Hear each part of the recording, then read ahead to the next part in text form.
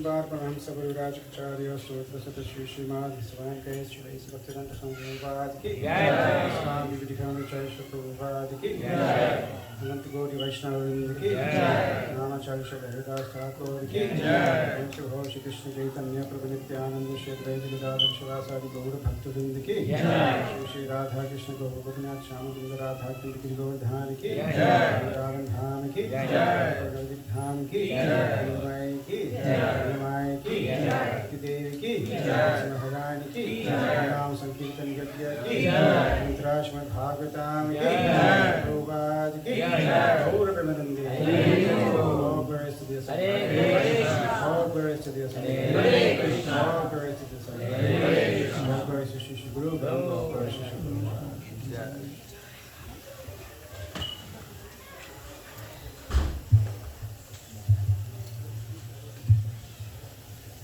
Let's chant the Mangala prayers together. Om Ajnanatimirandasya Jnananjanashalakaya Chakshurunmilitam Yena Tasmai Shri Gurave Namaha Shri Chaitanya Manobishtam Sthapitam Yena Bhutale Swayam Rupa Kadamahyam Dadati Swapadantikam Vandeham Shri Guru Shri Yuta Padakamalam Shri Gurun Vaishnavam Sha Shri Rupam Sagrajatam Saranaratham Vitam Tam Sajivam Sadvaitam Savadhutam Parijana Sahitam Krishna Chaitanya Devam Shri Radha Krishna Param Saharanaranitam Shri Vishakhan Vitam Sha He Krishna Karuna Sindhu Dinabandhu Jagatpate Gopesha Gopika Kanta Raja Kanta Namastute Tapta Kanchana Gaurangi Radhe Vrindavaneshwari Vrishabhanusude Devi Pranamami Hari Priye Vanchakalpatarubhyasya Kripa Sindhubhya Cha Paritanam Pavanebhyo Vaishnavebhyo Namo Namaha Jaya Shri Krishna Chaitanya Prabhu Nityananda Shri Advaita Gadadhar Shivasadi Gaura Bhaktivinoda Hare Krishna Krishna Krishna Hare Hare Hare Rama Rama Rama Hare Hare.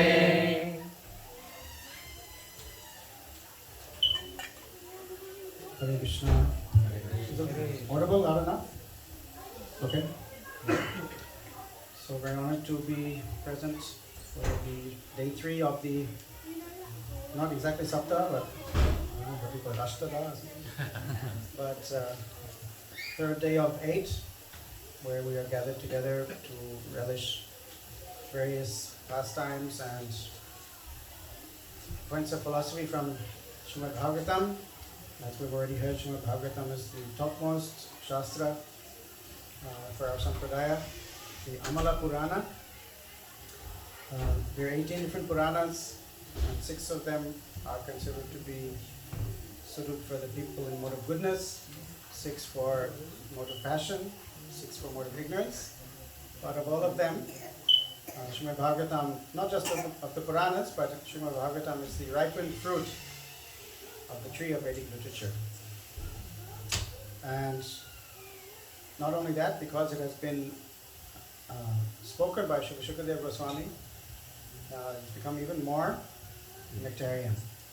And of course, we are even more fortunate we're hearing those words through the pen, through the dictation of our founder Acharya, His Divine Grace, A.C. Bhaktivedanta Swami Prabhupada, who has presented the timeless teachings of Bhagavatam in the modern age, in English language, whereas previously it was inaccessible to those who didn't know Sanskrit or were not living within Bharatvarsha.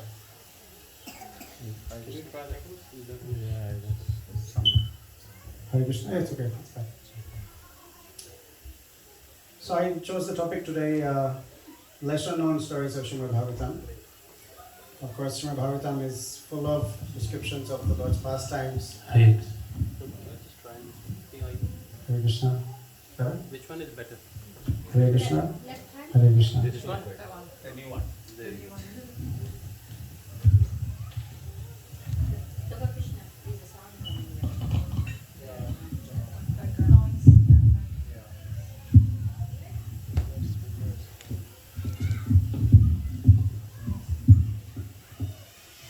Hare Krishna.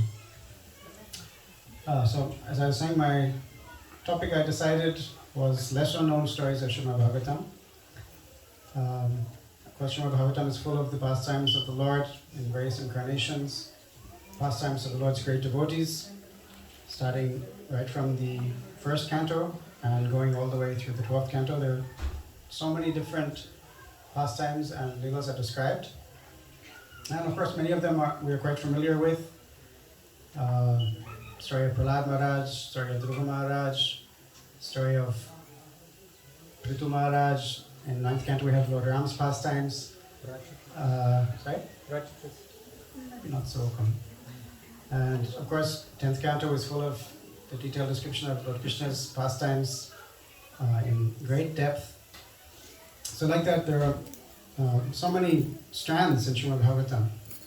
And I chose to speak on some of the lesser known stories, lesser known pastimes, which maybe we're not so familiar with, but because they're all contained in Srimad Bhagavatam, there are important lessons to be learned from each and every page on Srimad Bhagavatam.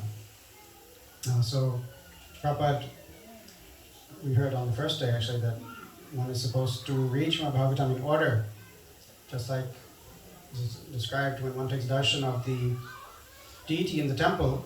One is first supposed to look at the lotus feet of the Lord and then gradually rise the legs, the hips, the torso up to the smiling face. So the first and second cantos are considered the lotus feet of the Lord, and the 10th canto is considered the smiling face of the Lord.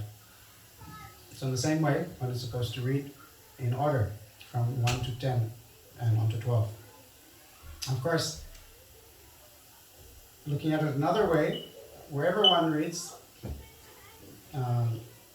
if one picks up any of the volumes of Srimad Bhagavatam and opens any page, he'll be directly associating with Krishna, directly associating with the Lord and his devotees and Srila Prabhupada.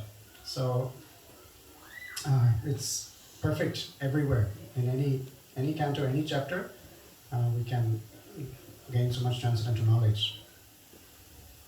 So perhaps the inspiration for this topic was one very short story in the 9th canto of Srimad Bhagavatam, which when I read it first really struck me and has remained like very prominent in my mind after many, many years.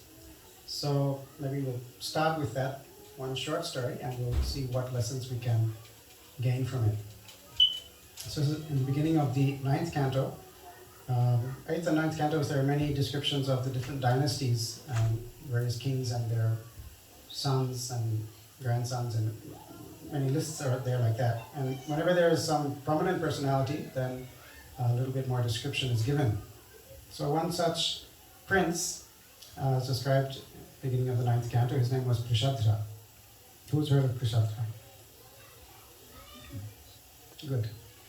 So, good in one sense. I mean, if you have already read Bhagavatam, you may recall the story. But otherwise, let's discuss it briefly. So he was assigned, he was a prince, so therefore he was a Kshatriya. So he was assigned the duty of guarding the cows. So we know in Vedic culture, cow protection is so important. And living in this country, we know how that concept is totally foreign. No one can understand the concept of cow protection. So here they raise the cows, the cattle for milk and then for meat. So this is a greatly sinful. Prabhupada spoke very strongly against this meat industry. So Vedic culture, cow protection is very much emphasized. Krishna is very fond of the cow. Krishna is a person just like you and I. He has his personal favorites. You ask children, they like to talk about animals, what's your favorite? But Krishna's favorite animal is the cow. So therefore, as Vaishnavas, we also respect the cow, worship the cow. We take the blessings of the cow through milk, which is recommended for increasing one's spiritual intelligence. So therefore, this prince was given the duty of guarding the cows, especially at night time. So he was a brahmachari, young man. He had his sword, and all night he would stand in the Goshala and guard the cows. So you can imagine this is previous yuga. There's no electricity or halogen lights or alarm systems or anything. And generally, there's jungles and wild animals are present in those areas. So in the village and the forest life. So there was a danger that the cows could be attacked by some wild animal. So that was his job. So one night, as he would stay up all night. That was, he was on night duty, eternal night duty. And one night, as he was doing his guard duty, one tiger entered that area where the cows were resting and pounced on one cow. And suddenly the cow started mooing, screaming, and the other cows all got up and started running hither and thither. There was a big commotion. So Prashadra came running there because he understood something has happened. He couldn't see. It was a very dark night. The clouds had covered the moon. So he couldn't actually see what was going on, but he could hear the screaming of the cow. So he rushed there with his sword to protect the cow. So when he reached there, he struck with his sword, believing he's striking the animal that is attacking the cow. He couldn't actually see what animal was there. So he struck the tiger, but just snipped the ear of the tiger. And the tiger felt that pain and understood there's some danger and ran off. But unfortunately, his slash actually hit the cow also. And the cow was killed. So very unfortunate. He was trying to do the right thing just because of couldn't see what was going on.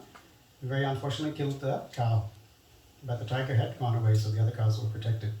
So in the morning, when he saw what happened, he realized, oh, what have I done? Gohatya is a great sin, killing of the cow. And she was very, upset and sorry and repentant. But the deed had been done. It was his responsibility.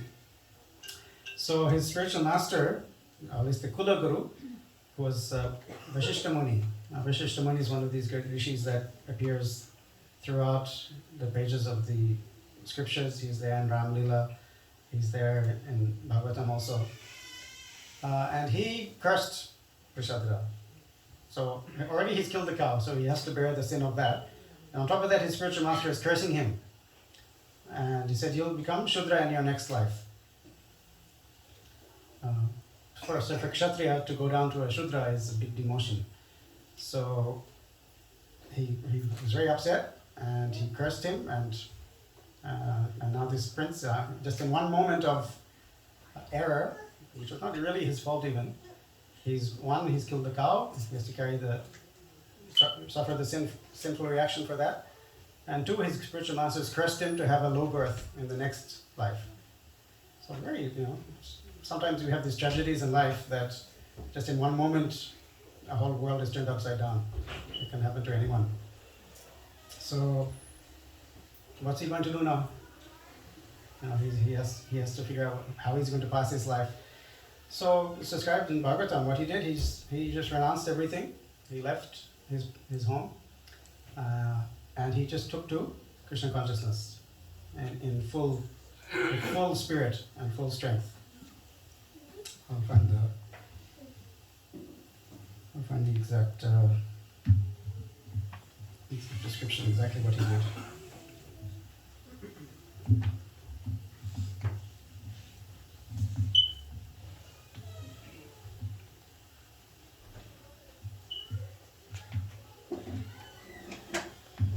So Vishishta cursed him, in your next life you shall not be able to become a Kshatriya. Instead you shall take birth as a Shudra because of killing the cow.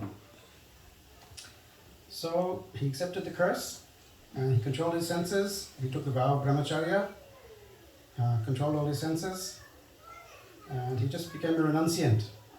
He gave full attention to the Supreme Personality of Godhead Vasudeva, and he was fully satisfied in pure knowledge, kept his mind on the Lord, and he achieved pure devotional service and traveled all around the world like an avadhuta. Now, we hear sometimes the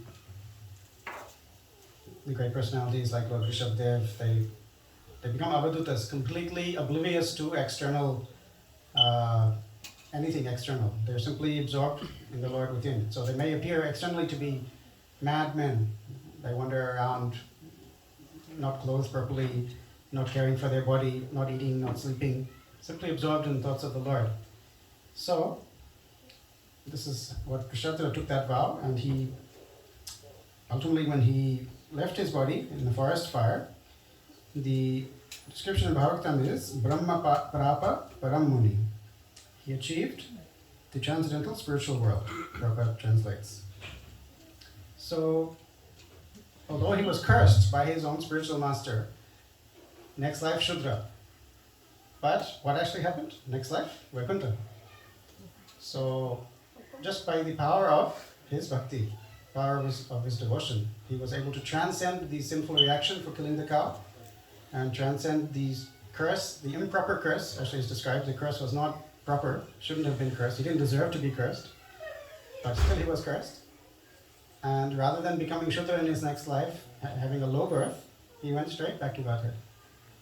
So it's just 10-12 verses, the story, in the 9th canto, not very well known, as I think most of you indicated. But it really shows how the power of bhakti, that simply by executing devotional service, one can be cleansed of all sinful reactions, cleansed even of the curse of the spiritual master, and go back to Godhead in one lifetime. So this story always, struck me and stayed in my mind. It's actually very encouraging for us also, because no doubt all of us have committed some kind of sinful activities. Some of us may have been non-vegetarian also, therefore we also have to share that sinful reaction for killing animals. But by mercy of Srila Prabhupada, we've come into touch with the devotional process, and we can purify ourselves from those sinful tendencies, from those sinful reactions, and also we have the opportunity to go back to Godhead in one birth. So, what do you think? Encouraging, huh? I think encouraging. Especially the curse of the Guru also is a very heavy thing. So he wasn't exactly like his spiritual Guru. It says it's the Kula Guru. Kula Guru means like the family priest, the family Guru. In some traditional families, they may have some formal Guru who's may give some guidance to the family, but not exactly the same as in our ISKCON society. We take shelter of a spiritual master in the sense he's giving us spiritual instruction. He's taking responsibility for us on the path of devotional service. So that's a little different kind of Guru, but still, he suffered the curse of his Kula Guru and was able to transcend that. And Prabhupada quotes in the purport from Brahma Samhita, Yastvindra Gopam Atavendra Mahosva Karma. This is a nice verse that says that one who's engaged in devotional service is unaffected by the results of the material activities. Otherwise, everyone from the tiny germ to Indra is subject to the laws of karma. But if one takes shelter of the Lord, one becomes a pure devotee, then he's exempt from those laws. Did Vasishtha Muni ever commented on his outcome? No, Vasishtha Muni doesn't appear anymore in the story, but what can be said? Looks a little bit similar to the Shukracharya who kills the Bali Maharaj. Yeah. And then the outcome was... Yeah, you can see the outcome for Krishnadeva was auspicious, that he became a pure devotee. And Vasishtha Muni, he didn't. He stayed in the material world. Though of course he's a great personality. We can't always judge these great personalities by our external imperfect perception. Vasishtha Muni was the Kula Guru of Lord Ram also. Yes. So he's a very special personality. We shouldn't judge and criticize, but here itself in the purport it says that he shouldn't have been cursed. And Prabhupada says it appears that Vashishta was not free from tamaguna. As a family priest or spiritual master, he should have taken Prishadra's offense very lightly, but instead he cursed him to become a Shudra.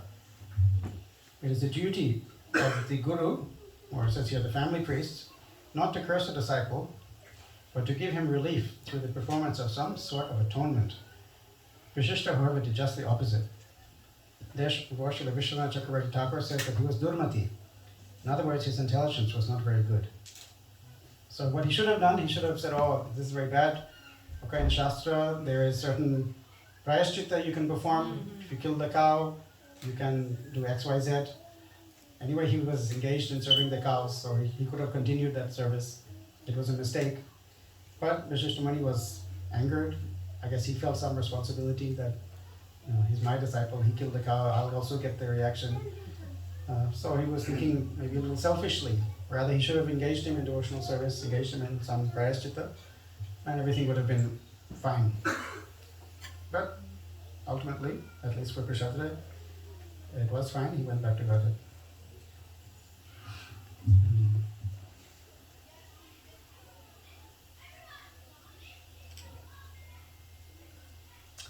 So like that, I have a few other similar kind of short stories from Bhagavatam that I wanted to share. Shall we continue, or anyone has any thoughts on this particular story before we move on? In the grand scheme of things, it was a blessing, wasn't it? So maybe Krishna, through Vashishta Muni, he wanted him to go back to God. Yeah, that's also So was a possible. catalyst. That's also possible. All's well that ends well. So it may seem, if you stop the story just where he kills the cow and gets cursed, then you'll think, oh, this is terrible. But when you see the ultimate outcome, then everything is reconciled and everything is auspicious. Of course, there are so many stories in Shastra, killing cows and sinful reactions, people going to hell and suffering. Even in Bhagavatam, there's the whole chapter, the last chapter, I think, of the 5th canto, gives so many detailed descriptions of which hell you go to if you perform this sinful activity or that sinful activity. And it can be quite, Scary. quite, what's the word they like to use, confronting. But by devotional service, those things can all be overcome. But also it shows us that the worst situation in our life could be the turning point. Yeah, absolutely. And Prabhu, just it's also, the other thing was that it was his free will as well.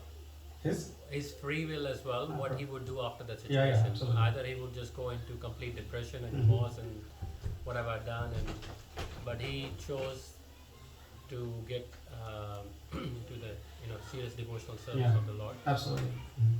So Srila Prabhupada also mentioned many times that I can only help you if you help yourself, because we can't just sit and wait for blessings to come and we Sure, become. exactly. We have to do something as well. Yeah, thank you. Good point.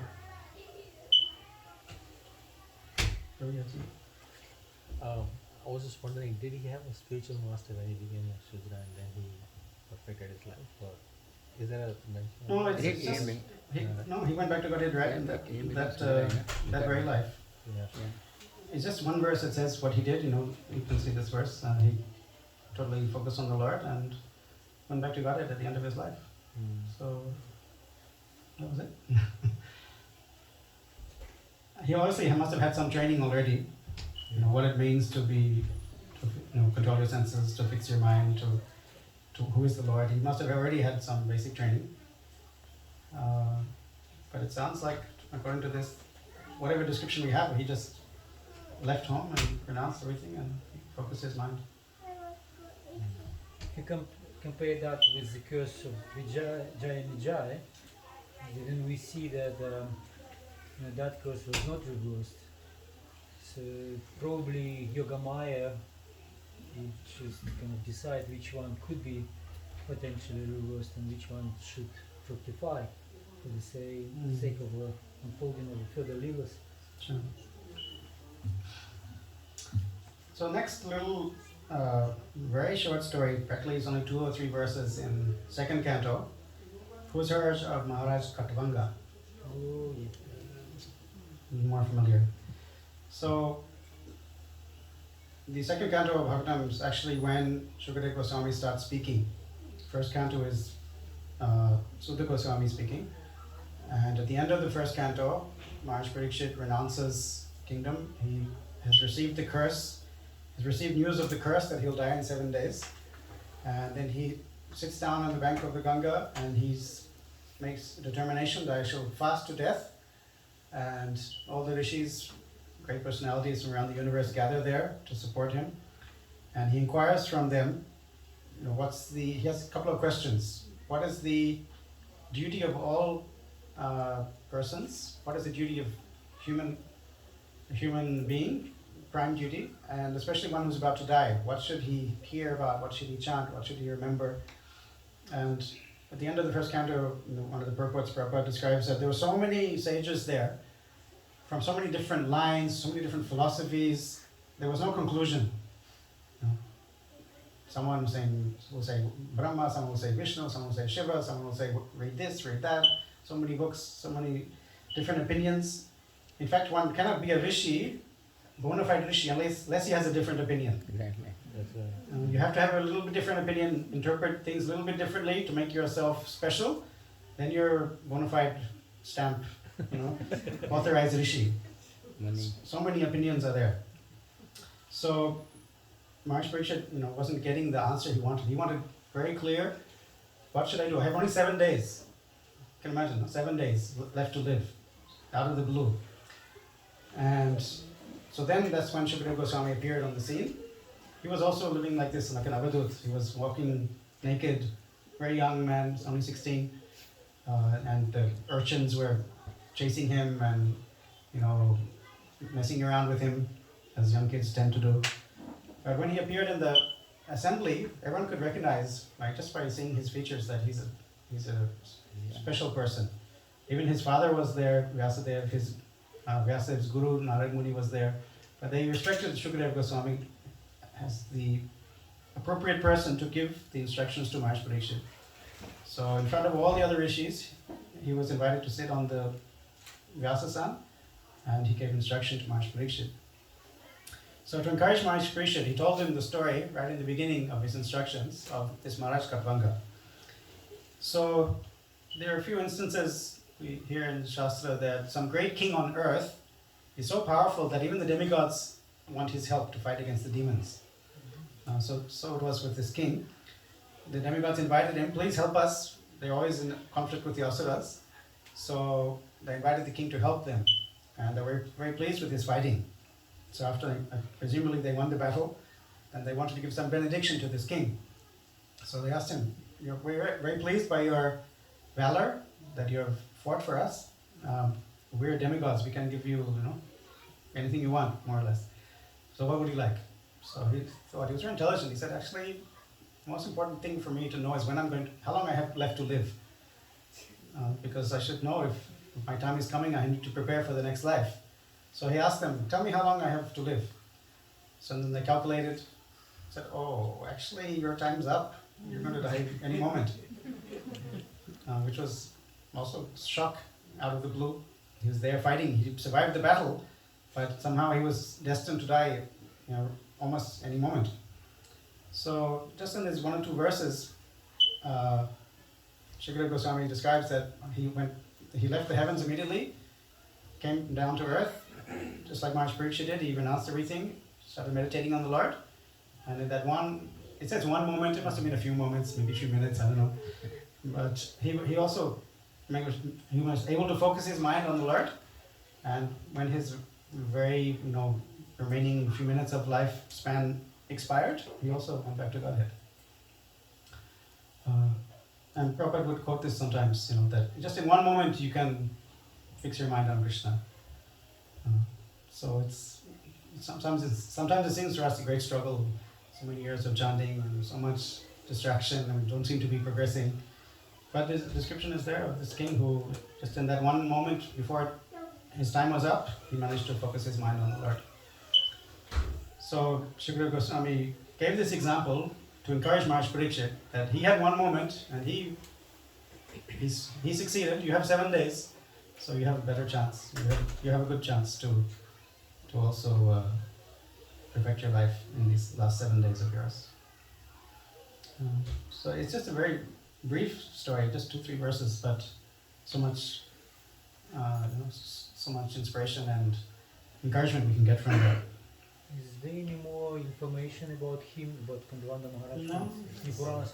Because to decide like this and to make this shift and focus, there must be life in preparation as well. That's also true, even with Prashadra, because the Vedic system is like that the young, the children, Komara Acharya Pragya, right from the beginning of life, one is supposed to be trained in Krishna consciousness. Then even Brahmachari, Grihastha, Vanaprastha, Sannyas, you have the training already. So whatever ashram you're in, you know what it means to be, focused in your sadhana, to focus in your service, to serve the Lord without any motives. So though you may be distracted for some time, certain stages of life, you can go back to that training when it's required.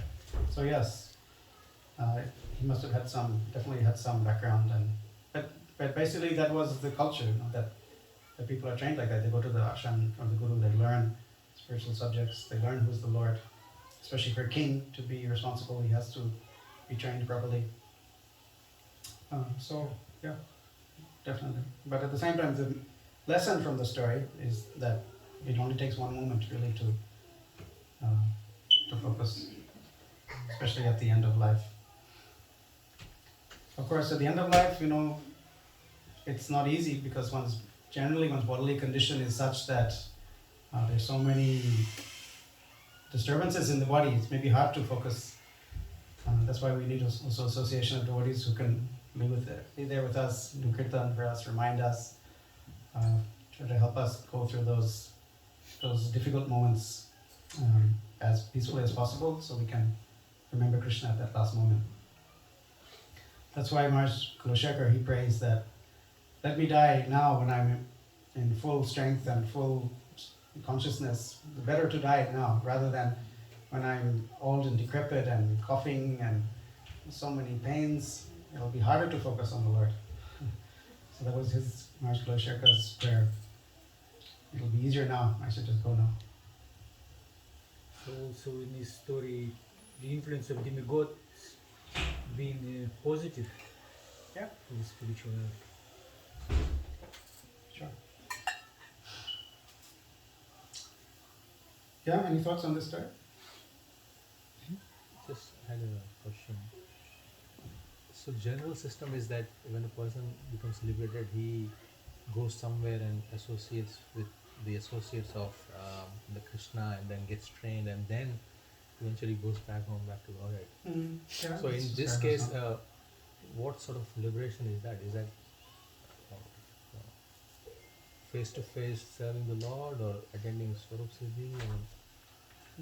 Here it just says he, like for Prashadra, it says he achieved the transcendental spiritual world. Yeah. Param, Parapa Param, Brahma Parapa Param Mani. Doesn't give details. Prabhupada says he returned home back to Godhead. So that's good enough, I think. Yeah. Prabhu, Yeah.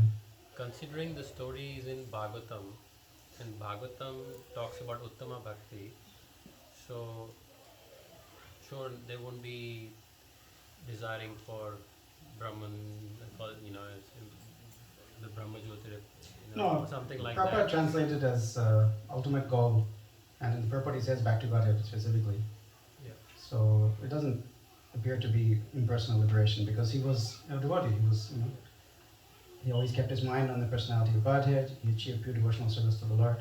So it doesn't give detail. Was it Vaikuntha? Is it Sarupya Mukti or Salukya Mukti? It doesn't give detail, but